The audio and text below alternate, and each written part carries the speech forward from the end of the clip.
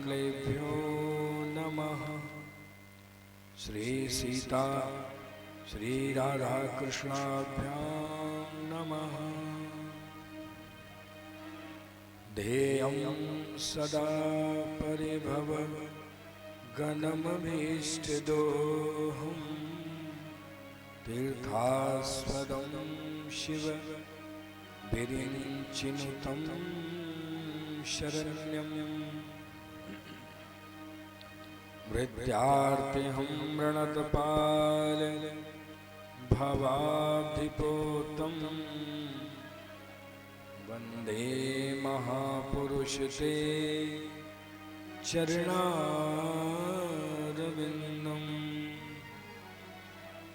वंशे विभूषिते करा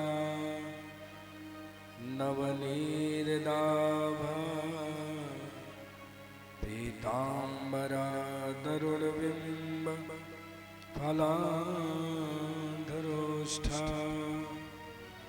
पूर्णेन्दुसुन्दरमुखा दरविन्दनेत्रा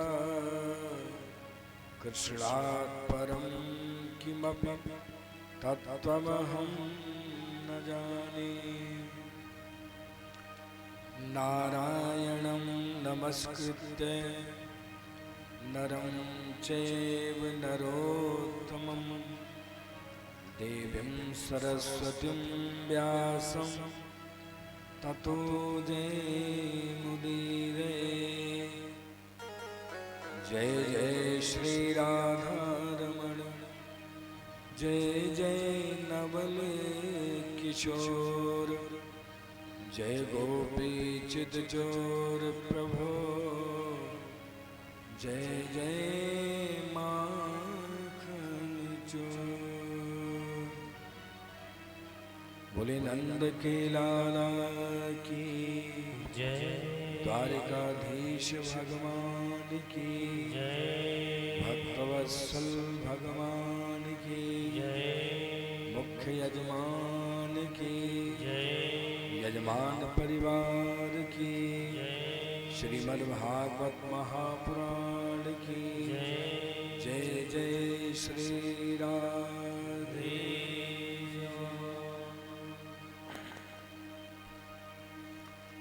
आइए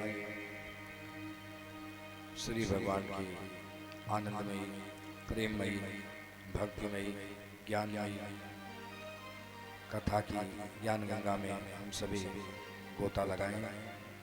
इसके पूर्व कुछ क्षण के लिए भाव और श्रद्धा के साथ भगवान नाम का गायन करेंगे,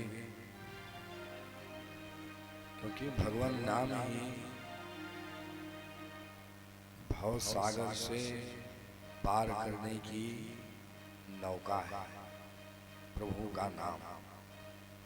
इसलिए साथ में भाव और श्रद्धा के साथ सभी लोग भगवान नाम का गायन करेंगे। राधे गोविंद भजले राधे गोविंद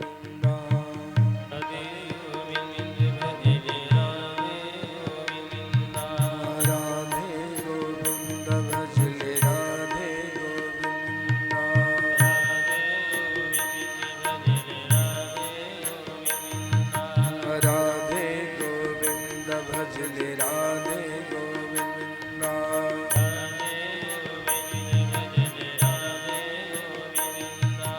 राधे गोविंद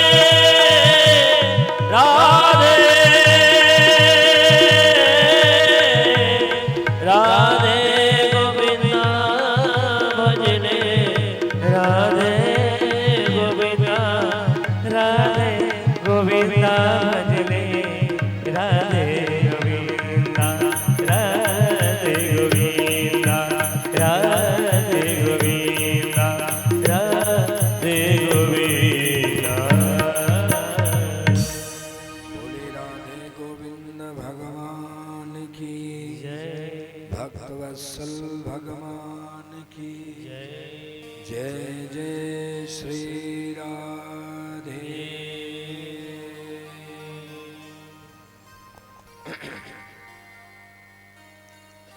परम मंगल में भगवत स्वरूप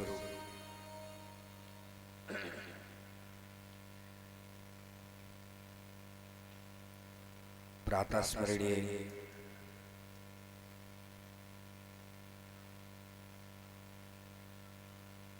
भगवान गोविंद के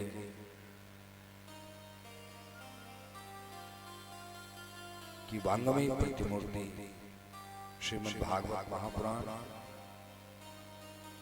सप्ताह कथा ज्ञान यज्ञ का आज सप्तम दिवस विश्राम कथा था। पावन कथा का व्यासपीठ से मंगलाचरण हो। इसके पूर्व व्यासगद्दी पर स्थापित ग्रंथ को नमन वंदन करते हुए श्री राधा गोविंद भगवान के चरणों का वंदन करते हुए कथा के पंडाल में उपस्थित समस्त भगवत भक्तों का, समस्त कृष्ण भक्तों का, मुख्य यजमान परिवार और हमारी व्यासपीठ की तरफ से बहुत बहुत स्वागत, बहुत बहुत अभिनंदन।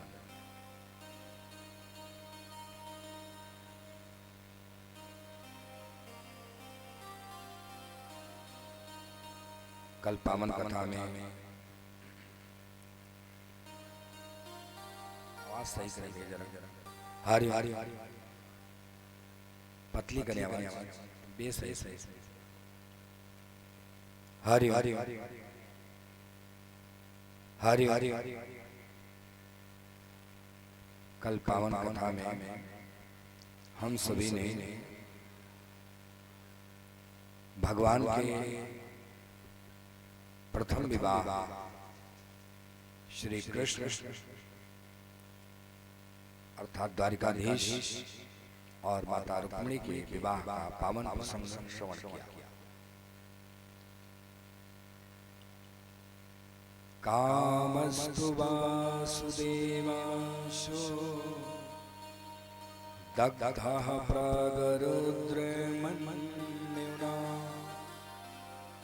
देहं पपस्ते भूयस्तमेव प्रतिपद्यत।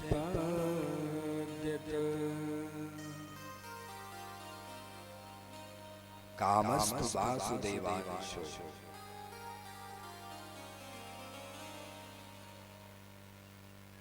विवाह के उपरांत कुछ समय बीतने के बाद रुक्मिणी माता ने प्रद्युम्न महाराज को जन्म दिया। बोलिए प्रद्युम्न जी महाराज की जय। प्रद्युम्न जी महाराज कौन है? कामस्तु वासुदेवांशो, ये पूर्व काल के कामदेव ही प्रद्युम्न महाराज के रूप में इनका जन्म हुआ है।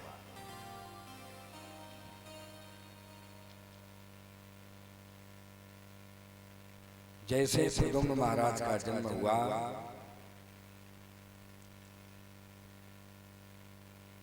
तो एक राक्षस था जिसका नाम था शंबरासुर। शंबरासुर ने प्रद्युम्न जी महाराज को प्रसूतिका गृह से उठाया और ले जाकर के समुद्र में फेंक दिया।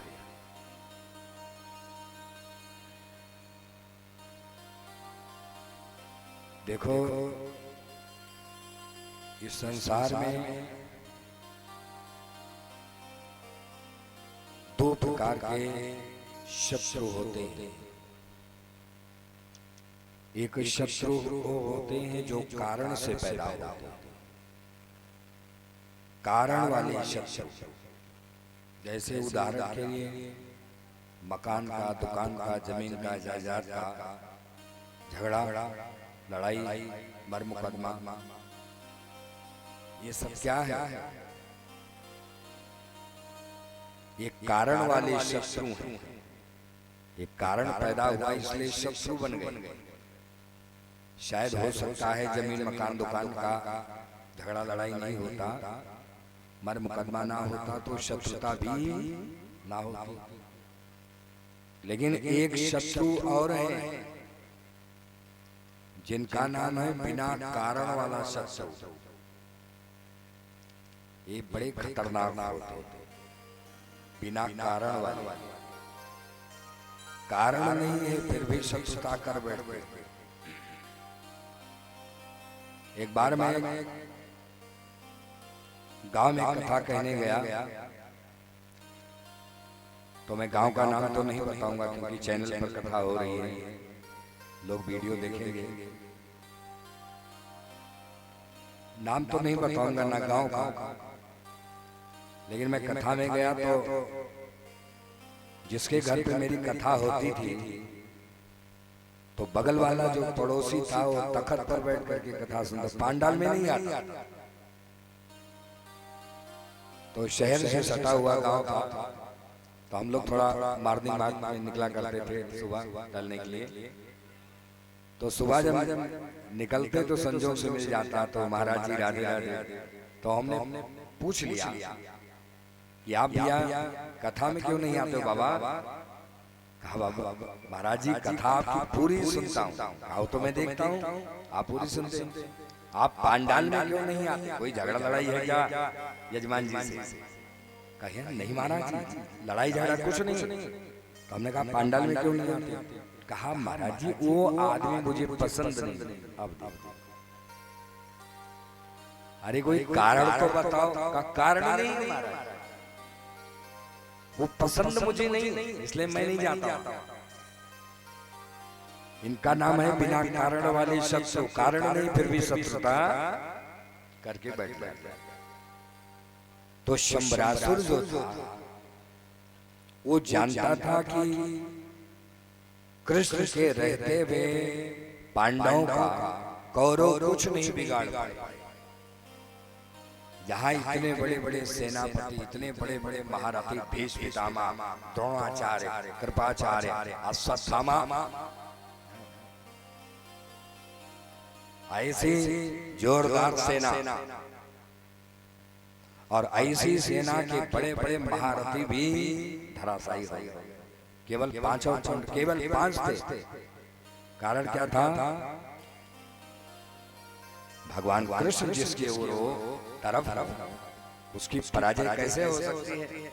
भगवान ही जिसकी तरफ से लड़ रहे हैं, और भगवान ने तो लड़ाई भी नहीं, हथियार भी नहीं उठाया। केवल साथ रहने का एक कमाल के भगवान ने महाभारत में पांडवों को शिकस्त नहीं होने दिया। पराजय का मुख देखना नहीं पड़ा। विजय की वरमाला अर्जुन के 5 पांडवों के गले में आ गई।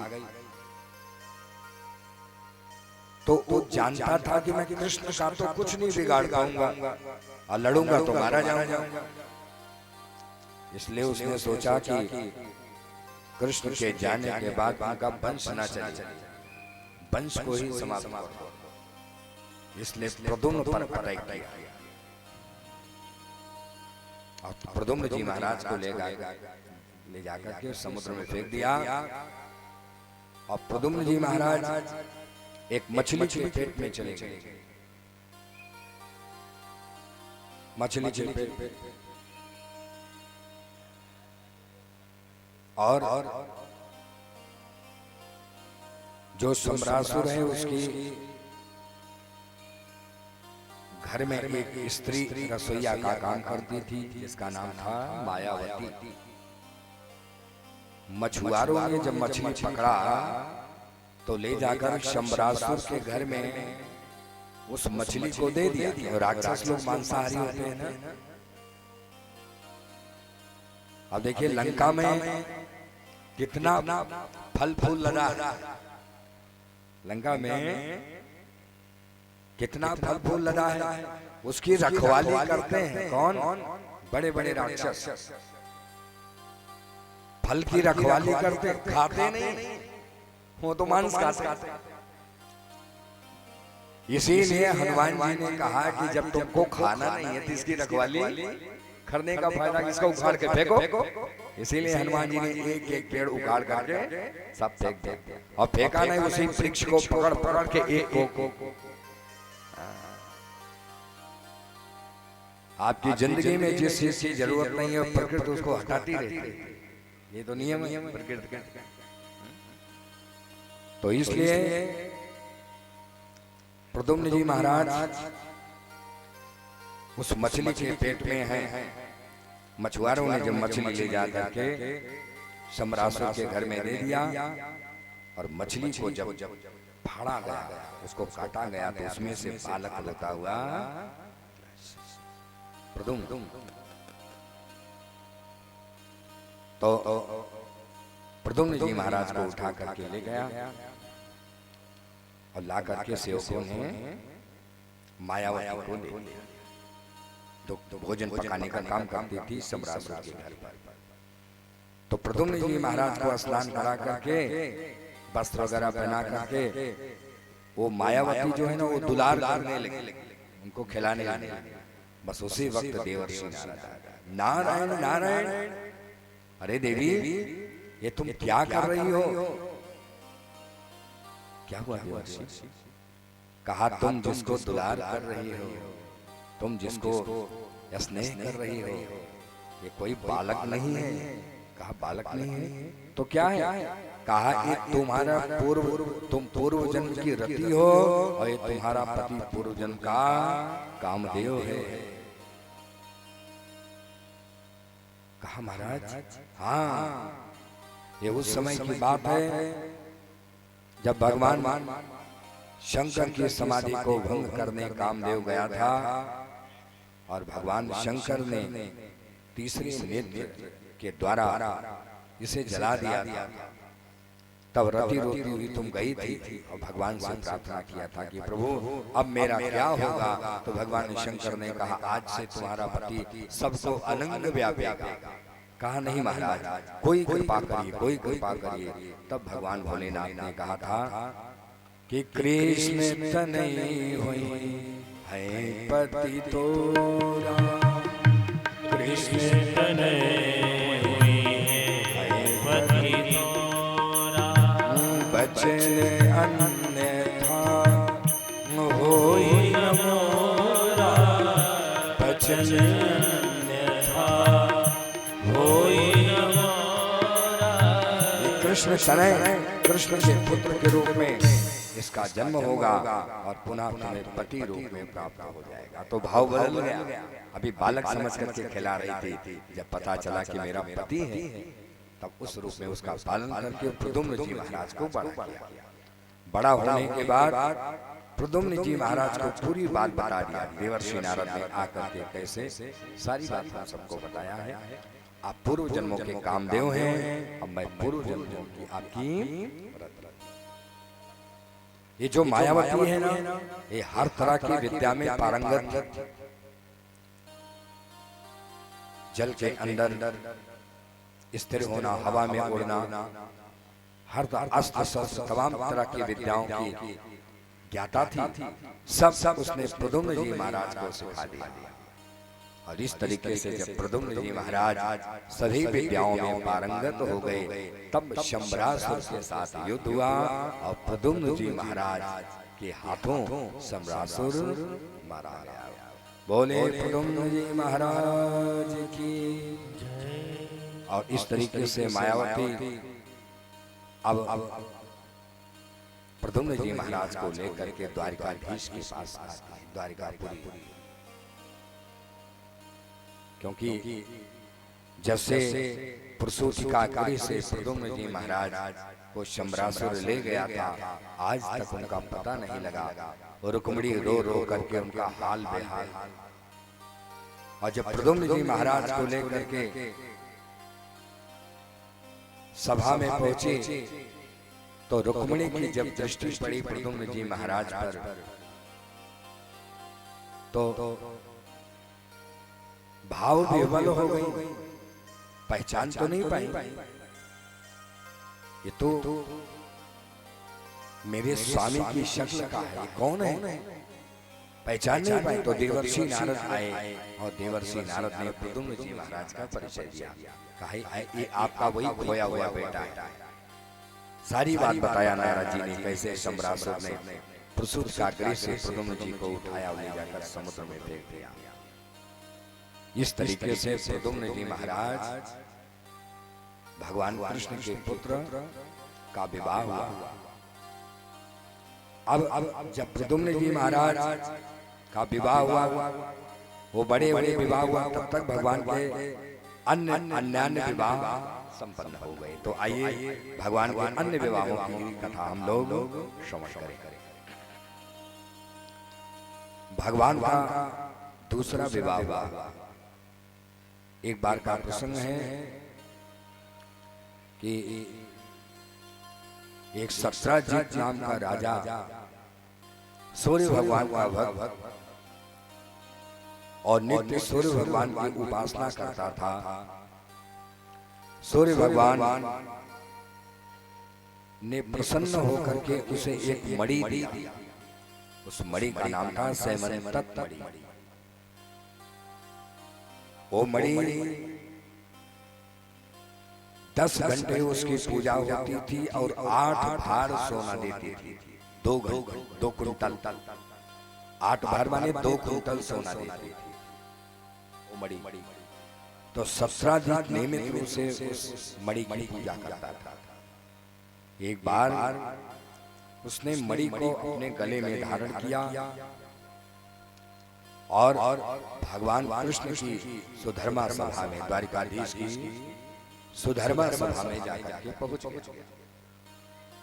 जैसे भगवान ने उसे देखा, भगवान चौसर खेल रहे थे, आसपास जो भगवान के सहयोगी गण बैठे भगवान के साथ चौसर खेल रहे थे। वो सब भगवान से बोले कि प्रभु ये देखो, तो सूर्य भगवान आ रहे हैं। कहा ये सूर्य भगवान नहीं है, ये तो सूर्य का भक्त है, इसका नाम है सत्राजित। इसके गले में जो मणि लटक रही है ना, वो सूर्य की तरह, क्योंकि सूर्य भगवान की दी हुई मणि है, इसलिए सूर्य की तरीके से चमक रही है। तो जब पास आकर के वो खड़ा हुआ तो भगवान ने सत्राजित से कहा, सत्राजित ये जो तुम्हारे पास मणि है ना, ये मणि तुम उग्रसेन के खजाने में जमा कर दो। उसने भगवान को मणि देने से इनकार कर दिया। देखो भगवान जल्दी से किसी से कुछ मांगते नहीं हैं। एक बड़ा सुंदर सूत्र है जो भगवान की भक्ति करते हैं, जो भगवान को माला घुमाते हैं, उनको ये सदैव याद रखना चाहिए कि भगवान पहले भक्तों से लेते हैं फिर उन्हें देते हैं। ये भगवान का स्वभाव जानिए, जो हर पल भगवान से मांगते रहते।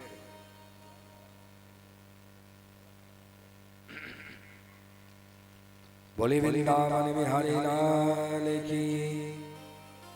तो भगवान का स्वभाव क्या है, मांगते रहते। एक गोपिकाओं क्या लियो, माखन पहले खिलाओ, माखन खिलाओ। शबरी क्या है तुम्हारे पास, बेर पहले बेर खिलाओ।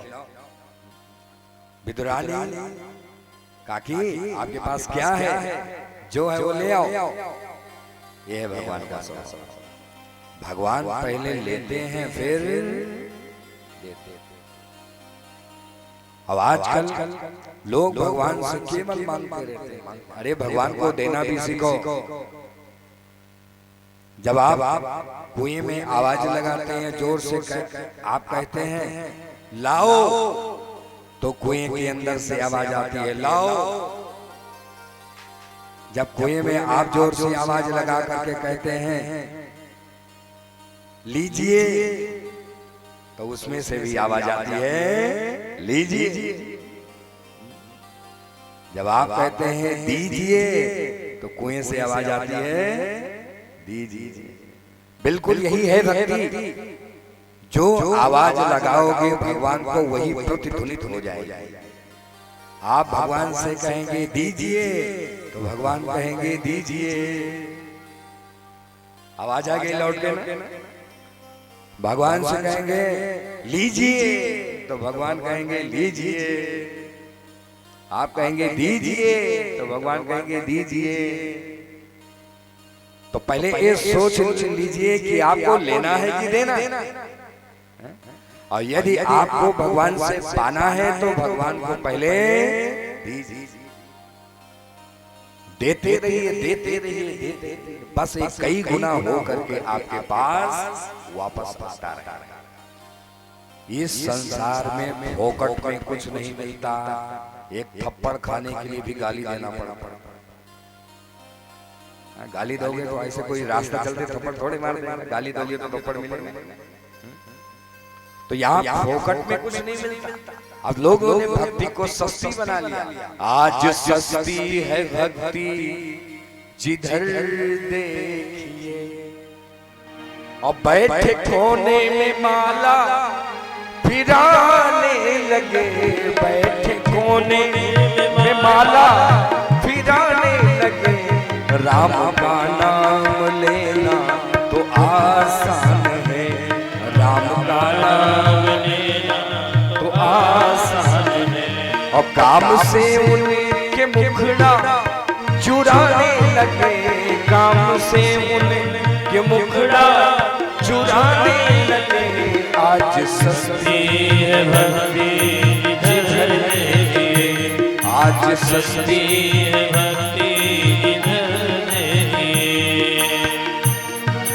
पढ़कर हमने गीता व कुरान को, पढ़कर हमने गीता व कुरान को, और राम और अल्लाह को ही कलंकित किया। पढ़कर हमने गीता व कुरान को, और राम और अल्लाह को ही कलंकित किया। क्यों? भूल बैठे हैं हम उनके आदर्श को, भूल बैठे हम उनके आदर्श को। जाके मंदिर में घंटी बजाने लगे। जाके मंदिर में घंटी बजाने लगे। आज सस्ती है भक्ति जिधर देखिए, आज सस्ती है भक्ति जिधर देखिए। हाँ हाँ जिधर देखिए, हो जिधर देखिए, हाँ जिधर देखिए। तो भैया भक्ति का जो मर्म है वो हमें समझना पड़ेगा कि भक्ति में हम भगवान को देते हैं, उसे लेते नहीं। और जब हम जितना भगवान को देते जाते हैं, वही हमारे पास कई गुना होकर के वापस आता हुआ चला। आज हमारा जीवन खाली क्यों है? क्योंकि हमने लेना सीखा। बस यही कारण है जिंदगी में सब कुछ खाली। और देते रहिए, फिर देखिए जिंदगी खाली। खूब देते रहिए। जो आपके पास है वही भगवान के खेत में बोते रहिए। ये भगवान का खेत क्या है? ये पूरा संसार, यही भगवान का विराट रूप है। ये पूरा संसार जो है ये भगवान का विराट रूप है। और इस विराट रूप की सेवा में अपना समय, श्रम, धन, पुरुषार्थ, अपनी योग्यता लगाते रहिए। और जो लगाते रहोगे वही कई गुना होकर आपको मिलता रहेगा। यही है सिद्धि पाने का तरीका। यहाँ फोकट में नहीं मिलता कुछ माला घुमाओ सब काम हो जाएगा, ऐसे नहीं होगा।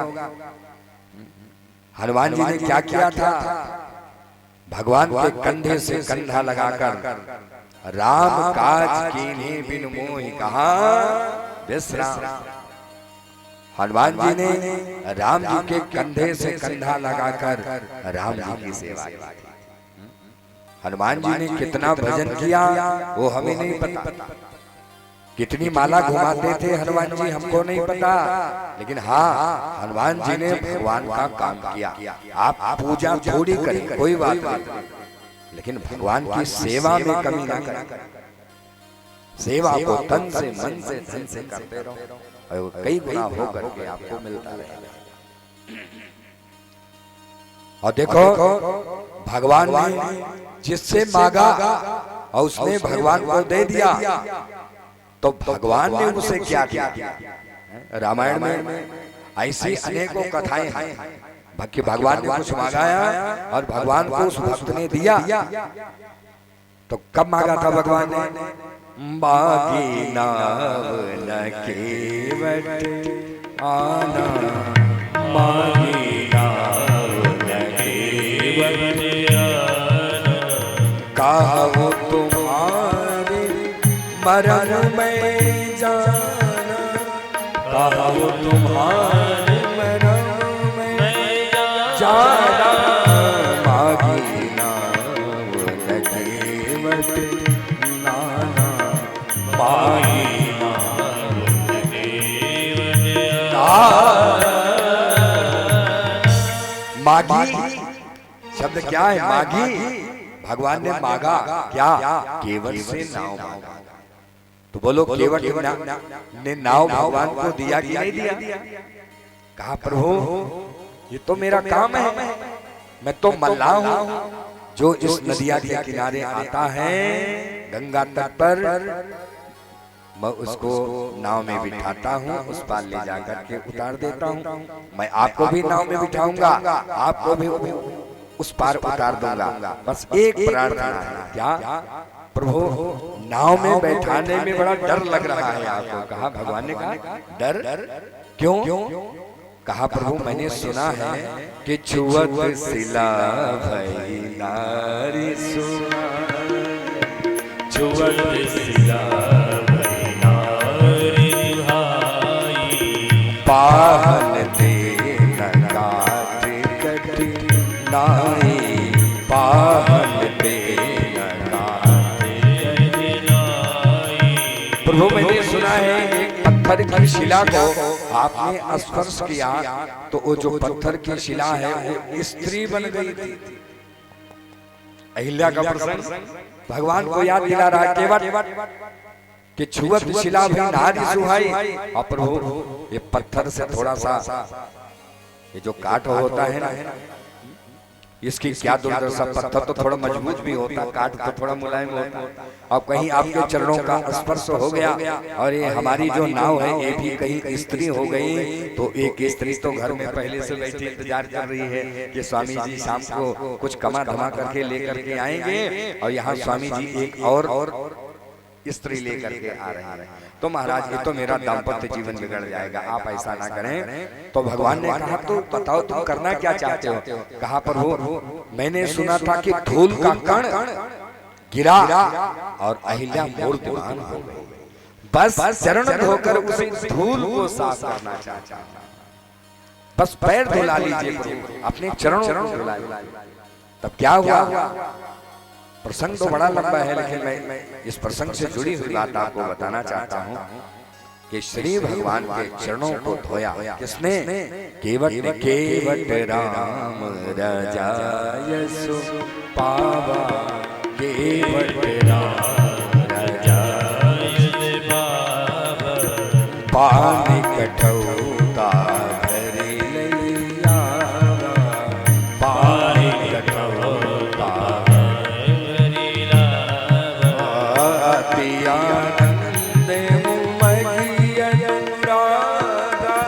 अति आनंद चरण सरोज पखारन लागा, चरण सरोज पखारन लागा। और देखो भगवान के चरणों को धोया ध्यान से सुना, आज मैं आपको भक्ति का मर्म बता रहा हूं। भक्ति क्या है? केवट ने भगवान के साथ अपने आप को जोड़ा, भगवान से लिया नहीं, भगवान को दिया। क्या क्या दिया भगवान को? दो चीज दिया। देने से रिश्ता बनता है, लेने से रिश्ता बिगड़ता है। आप जान लीजिए, नोट कर लीजिए। जिसको रिश्ता निभाना हो वो देना सीखे, और जिसको रिश्ता तोड़ना हो लेना सीखे। ये भगवान का भी सूत्र है। केवट ने सबसे पहले भगवान से रिश्ता जोड़ा, नाव को देकर दिया ना, ये जुड़ गया रिश्ता। और फिर क्या किया? फिर अपने रिश्ते को मजबूत करने के लिए जो भगवान की भक्ति करता था उसको मजबूत करने के लिए क्या किया? भगवान को दिया। दो चीज दिया। क्या क्या दिया? पहला दिया भगवान को समय। भगवान को नाव में बिठाया और उस पार ले जाकर के उतार दिया। अपना समय दिया। किसको? भगवान को। किसी और को समय देता था तो उसकी कीमत लेता था कि नहीं? किसी और को समय देता था तो कीमत लेता था। आज भगवान को समय दिया तो कोई कीमत नहीं। तो समय भगवान के चरणों में सुपुर्द कर दिया। और दूसरा काम किया कि जब किसी को उस पार उतारता था तो सबसे दक्षिणा लेता था, उतराई लेता था। लेकिन भगवान से उतराई लिया नहीं, बल्कि अपने एक दिन की कमाई को भगवान के चरणों में संतोष कर लिया। अगर आप 30 दिन धन कमाते हैं, 30 दिन धन कमाते हैं, तो अपने एक दिन की कमाई को भी भगवान के चरणों में संतोष कर लीजिए। कितना बढ़िया सूत्र है। अपने एक दिन की कमाई को भगवान को जरूर देना चाहिए। ये संसार भगवान का बनाया हुआ है, हम आप सब भगवान के बनाए हुए हैं। इसलिए भगवान के लिए समय और भगवान के लिए धन, ये दोनों दिया। इसने केवट ने, और भगवान ने क्या किया? जब जाने लगे भगवान, तब बहुत कीन प्रभु लखन सिंह नहीं कछु केवट ले, अबिदा की करुणा यतन, और भगति विमल बरुदे। भक्ति का वरदान देकर के भगवान ने उसे निहाल कर दिया। वहां और भी केवट थे, मल्लाह थे, उनको सौभाग्य नहीं मिला, क्योंकि जो त्याग केवट ने किया वो कोई और नहीं कर पाया। इसलिए वो लाभ भी केवल केवट। अब देखो, भगवान ने उसकी परीक्षा भी ली कि इसने मुझे नाव दिया है तो मुझे भी इसे कुछ देना चाहिए। तो भगवान मुद्रिका देना चाहते थे ना, देना चाहते थे कि नहीं? और केवट ने क्या कहा? नाथ आजू मैं कानन पावा, नाथ आजू मैं कानन पावा, मिटे दोष दुख दारिद्र दावा, मिटे दोष दुख दारिद्र दावा। तो भैया भगवान मुद्रिका देना चाहते थे, लेकिन केवट ने इनकार कर दिया। कहा प्रभु आज हमें क्या नहीं मिला, आज तो मैं बड़भागी हूँ कि जन्म जन्मांतर तो लोग तप करते हैं तभी भगवान को नहीं पाते हैं। भगवान खुद अपने कदम से चल करके मेरे पास कृपा की वर्षा करने आ गए। मैं कितना बड़भागी हूँ प्रभु, इसके बदले यदि मैं आपसे कुछ लूं तो मैं संसार का सबसे तुच्छ माना जाऊंगा। तो ऐसी भक्ति भाइयों, तो मैं आपको इसीलिए बता रहा था कि भगवान को कुछ देते, जब तक आपका ये जीवन है देते, जितना देते रहोगे उतना आपको मिलता रहेगा। आपने मधुमक्खी को देखा है ना? मधुमक्खी क्या करती बताइए? वो फूलों से शहद लेकर के आती है, पराग से निकाल के अपने छत्ते में जमा करती रहती है। और कोई पास आता है तो बिना करके दौड़ दौड़ती है, काट काट के, और किसी को देना नहीं चाहती, और ढेर सारा मधु इकट्ठा कर लिया उसने। अब बताइए परिणाम क्या हुआ? एक दिन बढ़िया वस्त्र पहन करके और आ गया मधु निकालने वाला, और उसने धुआं जलाया, आग जलाया, कितनी मक्खियां मर जाती हैं, अपने शहद को बचाने की असफल कोशिश करती हैं और सारा का सारा शहद लेके चला। इतने परिश्रम से शहद इकट्ठा किया था और एक बूंद भी किसी को चखने को। एक प्रकृति का सिद्धांत जान लीजिए, जो केवल इकट्ठा करेगा एक दिन वो उसके काम भी आने वाला नहीं है। इसलिए भगवान के खेत में बोते रहो, भगवान के खेत में लगाते रहो और ये कई गुना होकर के आपको मिलता रहेगा। 17 जितने इनकार कर दिया, भगवान मुस्कुराए, कुछ नहीं बोले, जाओ भाई। और 17 जीत लौट करके वापस आया और मणि को अपनी पूजा वेदी पर रख दिया। छोटा भाई 17 जीत प्रसेन आकर के पूजा वेदी पर देखा तो मणि रखी हुई थी। उस मणि को उठाया छोटे भाई ने और गले में धारण कर लिया। जो भगवान को देने से इनकार कर देता है उसका परिणाम नहीं तो देख लो। गले में मणि को धारण किया छोटे भाई प्रसेन ने,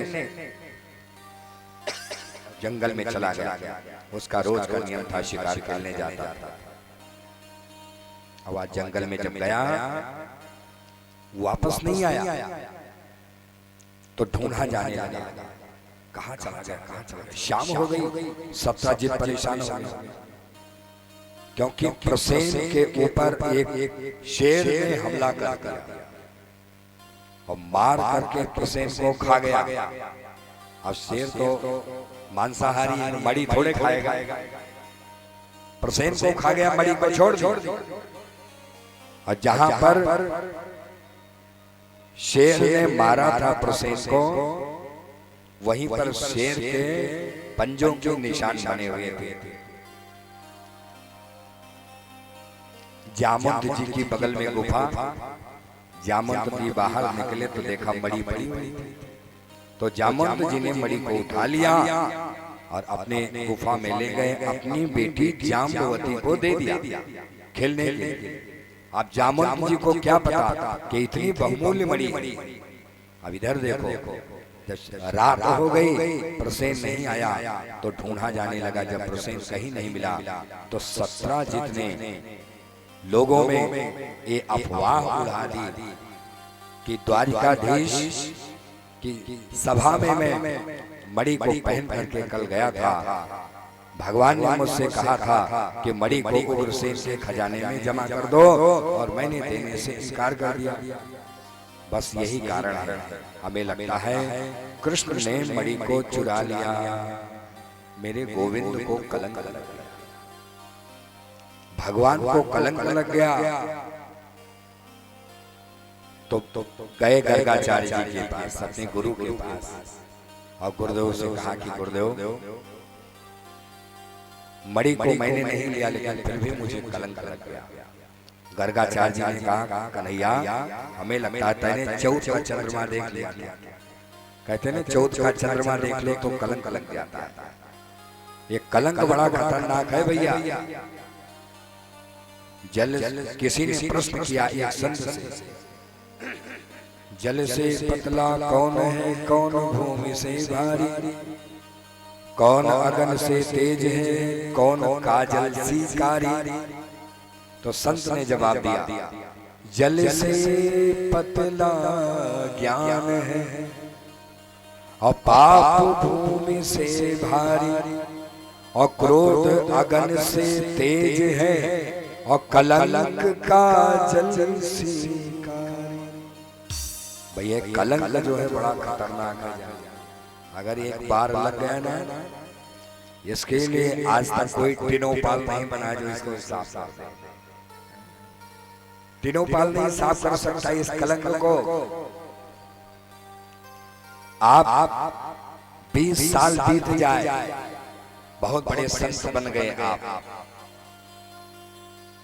पूर्व का जीवन आपका अच्छा नहीं था तो लोग क्या कहेंगे, सम्मान तो खूब करेंगे आपका, लेकिन पीठ पीछे कहेंगे देखो यही आदमी आज तो संत बन गया, आज से 20 साल पहले अपने ही पड़ोसी के घर में अपने पड़ोसी को जान से मार दिया।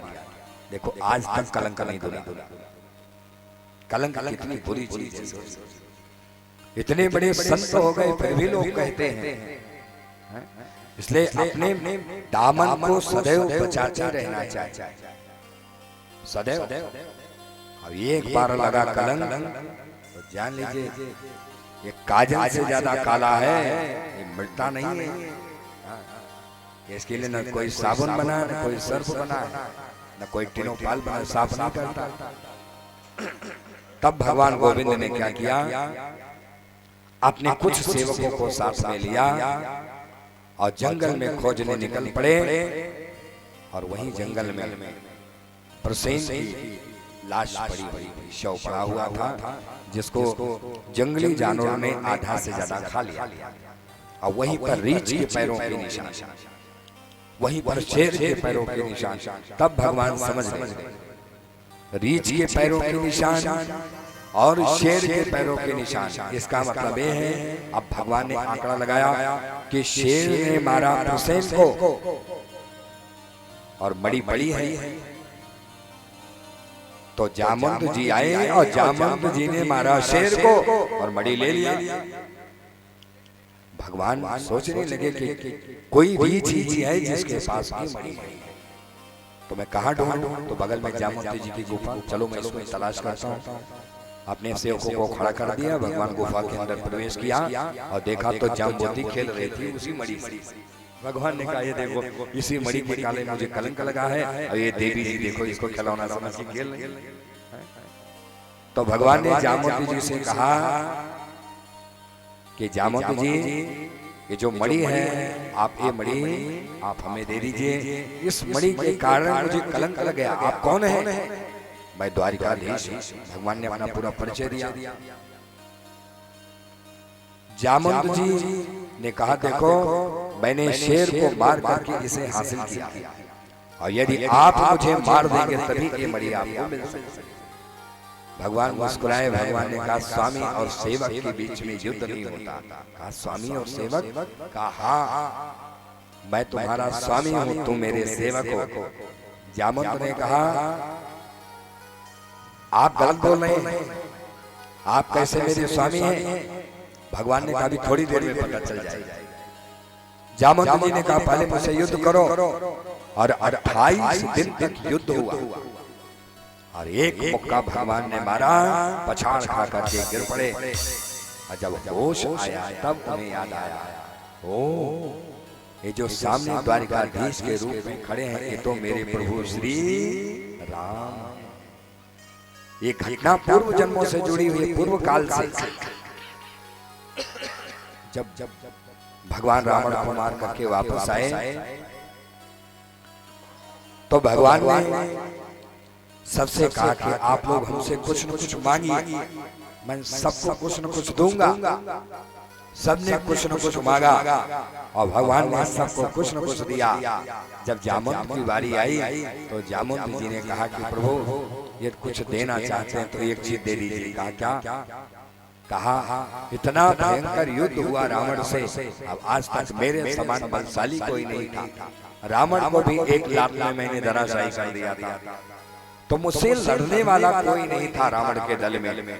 तो भगवान ने कहा तो साफ साफ बोलो, कहना क्या चाहते हो? कहा प्रभु मेरी लड़ने की जो इच्छा है वो पूरी नहीं हुई है, मेरे हाथों में खुजली मच रही है। तो भगवान ने कहा तो तुम किसका चुनाव करना चाहते हो? जिसको चाहो युद्ध कर लो। कहा प्रभु मैं तो चाहता हूँ कि आपसे ही दो दो हाथ हो जाए। अरे भगवान मैं तो मर्यादा पुरुषोत्तम हूँ, हमें तो फूंक फूंक करके इस जीवन में चलना है, क्योंकि मर्यादा से ही पूरे संसार की को परिणाम मिलेगी।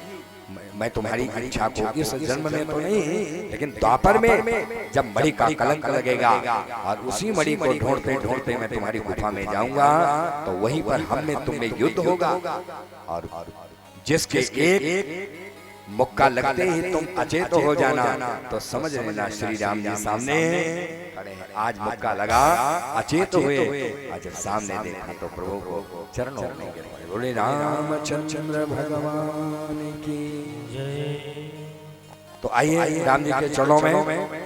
श्री रामचंद्र कृपालु भजो मन हरण भव भय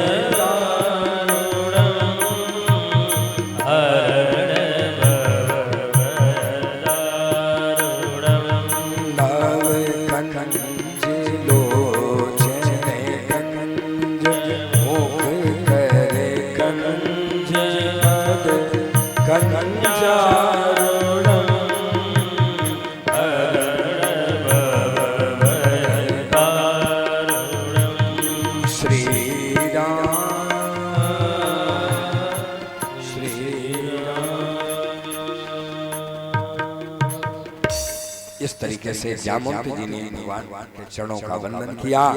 प्रभु को मणि तो वापस कर दिया। कहा प्रभु बहुत बड़ा अपराध हो गया। आपने कहा था स्वामी और सेवक के बीच में युद्ध नहीं होता। मैं आपकी बात को समझ नहीं पाया, मुझे क्षमा करें। इस अपराध से मुक्त होने का एक ही मार्ग है। क्या?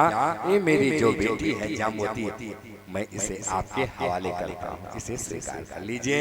इस तरीके से ये भगवान का द्वितीय विवाह हुआ जाम्बवती के साथ। भगवान जाम्बवती को लेकर के वापस आए। अब देखो मणि लेकर के आए तो सत्राजित को वापस कर और सारी घटना भगवान ने बता दिया। तो सत्राजित पश्चाताप करने लगा, अरे मैंने द्वारकाधीश को झूठ मूठ कलंक लगा दिया, अरे धिक्कार है मेरी जिंदगी को। तब सत्राजित भगवान के चरणों में गिर पड़, कहा प्रभु मुझे क्षमा कर दीजिए। अब इस अपराध से मुक्त होने का एक ही मार्ग है। ये मेरी बेटी सत्यभामा है, इन्हें आप स्वीकार करिए। इस तरीके से तीसरा विवाह सत्यभामा को भगवान के हवाले कर दिया सत्राजित ने। तो भैया ये जो भगवान का विवाह है वैसे तो चटमगनी पट ब्याह हुआ, लेकिन वास्तव में भगवान ने सबके साथ विधिवत वाणिज्य किया द्वारिका में। अब देखिए जो मणि थी जब सत्राजित को दिया तो सत्राजित ने भगवान से कहा कि प्रभु इस मणि को आप रख लीजिए। अरे भगवान ने कहा इसी मणि के कारण मुझे इतना बड़ा कलंक लगा, तो मुझे फिर वापस देना चाहते? अरे इसको तुम ही रखो दादा, मुझे नहीं चाहिए मणि। मणि सत्राजित अपने पास रख लेता है। भगवान कहते हैं कि तुम चाहो तो इसे उग्रसेन के खजाना में जमा कर देना। आप देखो भगवान पांडवों से मिलने चले गए हस्तिनापुर। अब उसी वक्त एक घटना हो गई कि कृतवर्मा और अक्रूर जी महाराज ने मिलकर के शतधन्वा को भड़काया कि मणि सत्राजित के पास है, बहुत बढ़िया अवसर है, सत्राजित को मार करके मणि ले लो। और शतधन्वा ने सत्राजित को मार दिया और मणि ले लिया। जब पिता की मृत्यु हुई सत्यभामा को पता चला तो रोती बिलखती पहुंच गई हस्तिनापुर। भगवान तो अंतर्यामी, भगवान को तो सब पता है। भगवान लौट करके वापस आए, शतधन्वा को ढूंढा जाने लगा। शतधन्वा अक्रूर के पास आए, कृतवर्मा के पास आए। जब नहीं मिला शतधन्वा, वो भाग गया था। तब भगवान ने बलराम जी को साथ में लिया, उसका पीछा किया और इस तरीके से शतधन्वा को भगवान ने पकड़ा और शतधन्वा को भगवान ने मार दिया। मणि ढूंढने लगे, मणि नहीं मिली। श्री बलराम जी ने कहा कि देखो अब तुम मणि को जाकर के द्वारिकापुरी में ही ढूंढो। हमें लगता है मणि द्वारिकापुरी में ही है, मैं तो जा रहा हूँ जनक जी के घर। श्री बलराम जी तो जनक जी के घर चले गए और भगवान लौट करके वापस आए। जब मणि अक्रूर जी के पास मिली तो भगवान ने, अक्रूर कौन है? भगवान के चाचा। तो बहुत नाराज हुए भगवान, अक्रूर जी को दंडित किया और इस तरीके से वो जो मणि थी उसको उग्रसेन के खजाने में जमा कर दिया। भगवान का चौथा विवाह हुआ। एक बार भगवान हस्तिनापुर गए थे और वहां से लौट करके वापस आ रहे थे तो अर्जुन रथ के सारथी थे, क्योंकि भगवान के रथ, अर्जुन के रथ को भगवान ने हांका था महाभारत में। तो आवश्यकता पड़ने पर जब कभी द्वारिकापुरी की यात्रा होती थी तो अर्जुन रथ को हाँक करके ले जाते थे। भगवान पीछे बैठे हैं और अर्जुन रथ को हाँकते हुए ले आ रहे हैं। तो अर्जुन को प्यास लगी, कहा भगवान प्रभु मैं जरा जल पी लूं, ये पास में जो है जल दिखाई पड़ रहा है, मैं थोड़ा जल पी लूं। रथ को खड़ा किया और पास में जाकर के पहुंचे नदी के पास और देखा तो वहां एक स्त्री बैठी हुई थी, नेत्र बंद करके ध्यान लगाए हुए। तो अर्जुन ने पूछा कि देवी तुम कौन हो, तुम कौन हो, अपना परिचय दो। तो उस स्त्री ने कहा कि देखो मैं सूर्य भगवान की पुत्री हूं, मेरा नाम है कालिंदी और मैं कृष्ण को पाने के लिए यहाँ पर तप कर रही हूँ। कहा आप कृष्ण को पाने के लिए तप कर रही हैं? तो कहा तो एक मिनट रुको। इतना कह करके अर्जुन गए रथ से भगवान को उतारा। कहा प्रभु एक मिनट चलिए जरा नदी के तट पर। अरे भगवान ने कहा क्या मुझे प्यास नहीं लगी? कहा चलिए तो सही। और अर्जुन को लेकर के आए, अर्जुन कृष्ण को लेकर के आए और कालिंदी से कहा तुम जिसके लिए तप कर रही थी वही तुम्हारे सामने खड़े हैं। यही है द्वारिकाधीश, हाथ पकड़ा दिया। इस तरीके से भगवान का चौथा विवाह हुआ कालिंदी के साथ। भगवान का पांचवा विवाह हुआ एक दुर्योधन के बसवर्ती थे बिंद और अरविंद। ये दुर्योधन और शिशुपाल को मानते थे। इनके एक बहन थी जिसका नाम था मित्रविंदा। ये उनका विवाह उन्हीं से करना चाहते थे। तो भगवान ने मित्रविंदा का हरण किया और मित्रविंदा के साथ भगवान ने पंचम विवाह किया। भगवान का षष्ठम विवाह हुआ, छठवां विवाह। एक राजा थे कौशल देश के राजा, जिनका नाम था नग्नजीत। उनकी एक बेटी थी जिसका नाम था नग्नजीती।